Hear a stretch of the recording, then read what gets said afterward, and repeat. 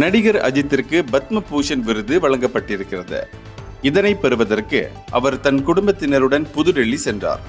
ஆண்டுதோறும் குடியரசு தினத்தை முன்னிட்டு பத்ம விருதுகள் அறிவிக்கப்படுவது வழக்கம். பத்ம விபூஷன், பத்ம பூஷன், பத்மஸ்ரீ ஆகிய 3 பிரிவுகளின் கீழ் விருதுகள் வழங்கப்படுகின்றன. அதிபர் மாளிகையில் அதிபர் திரௌபதி முர்மு விருதுகளை வழங்கி கௌரவித்தார்.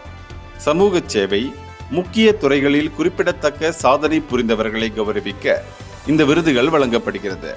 அதன்படி தமிழகத்தைச் சேர்ந்த 3 பத்ம பூஷன் விருது அறிவிக்கப்பட்டது.